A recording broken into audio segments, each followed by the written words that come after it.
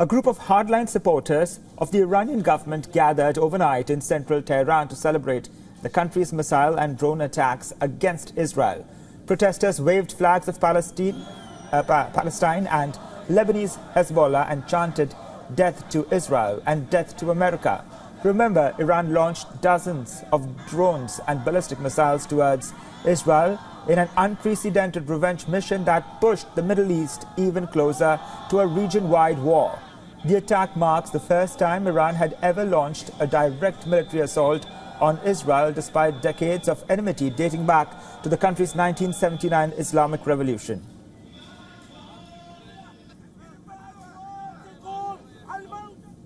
Our correspondent Jody Cohen shared more details on this.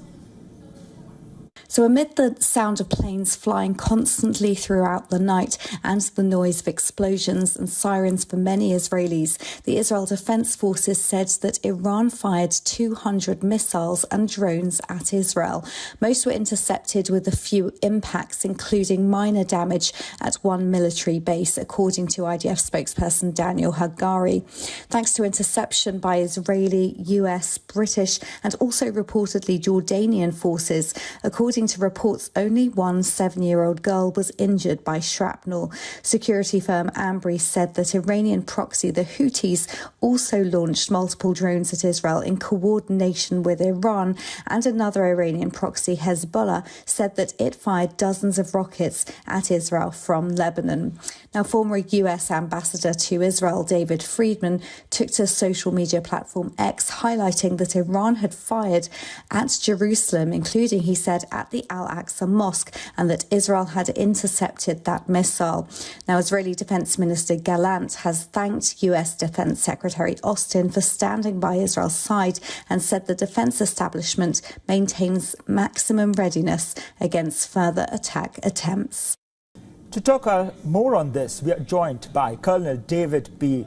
Desroches, who's a professor of Asia Center for Strategic Studies at the National Defense University. Colonel David, thank you for joining us on the broadcast. We are covering the Israel-Iran tensions. What do you make of this entire scenario that's unfolding in West Asia at this point of time? Yeah, well, it's a very tense moment. There's two possibilities. It looks as though the Iranian attack, which is unprecedented in scale and complexity, has been mostly defeated.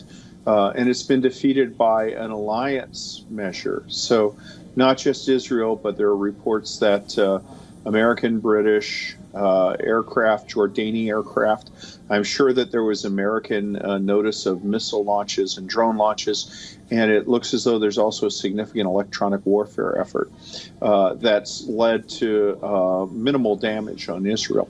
The question is whether this was the intent of Iran, that they just wanted to signal that they can do something and that they truly believe, okay, we've made our point, this is the end of it, this is our response to the killing of the Iranian Revolutionary Guard generals in Damascus, or if they were really trying to do damage and were defeated. And that determination of Iranian intent will play a large part in how Israel responds. If Israel thinks that this was a serious attack aimed at causing serious damage that they managed to defeat, they will probably try to establish some form of oppositional deterrence to ensure this won't happen again. They will attack Iranian interests directly.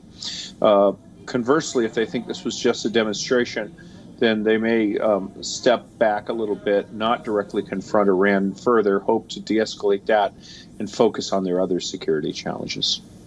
Let's also talk about Jordan's role here in what happened this morning and how it in fact helped Israel in shooting down those very drones that were headed towards it. Do you see, how do you see the regional players here in this entire war? Well, what's interesting about this is the capacity that Jordan has. Jordan said our airspace is closed, and they meant it was closed to everybody. So they didn't want to see Israeli planes going through it, going east, and they didn't want to see anything Iranian going west. Normally when people say that, it means that it's only closed to friendly or law-abiding countries that will respect it. But Jordan has shown that it had the ability to shoot down drones and possibly missiles that were transiting Jordanian airspace. That not only did they declare the airspace closed to everybody, but they ensured it remained closed. That's kind of a new era, and that's a new capacity for a relatively small state.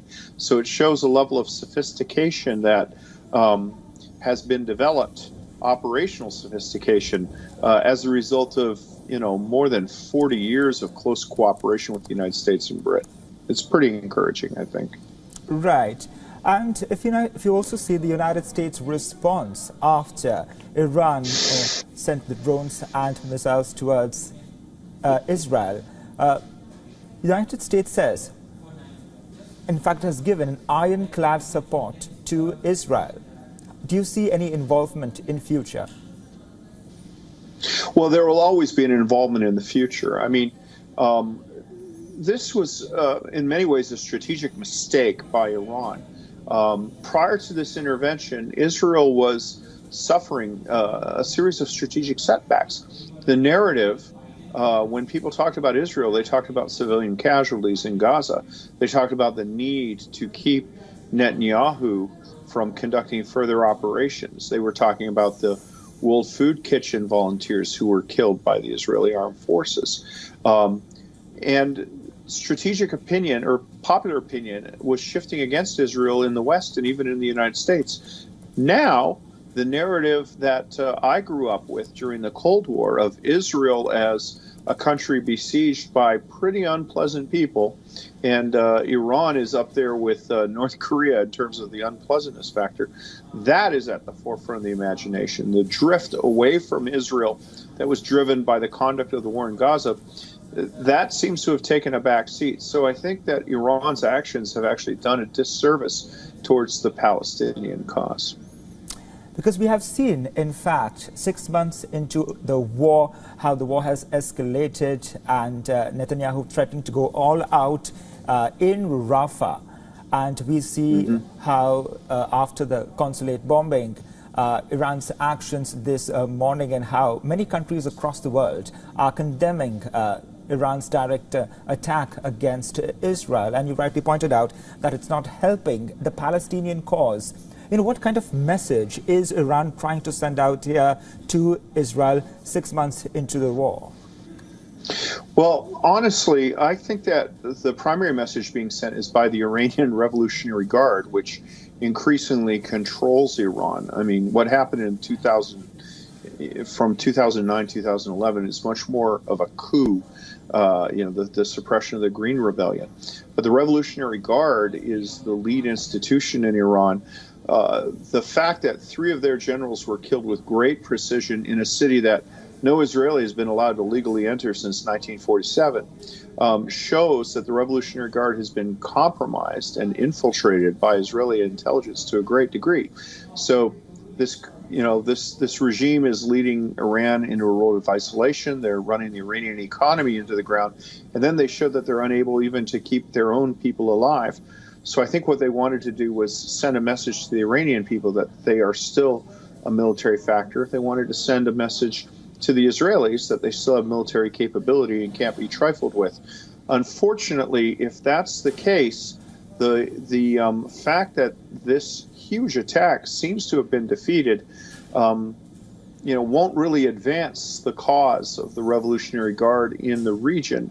And I think that what we're going to see instead is probably regional partners moving towards the model of air defense that Israel has established, which, they have considerable industrial base, but part of this mix is Patriot, and it's building on an architecture and a training thing established by the United States.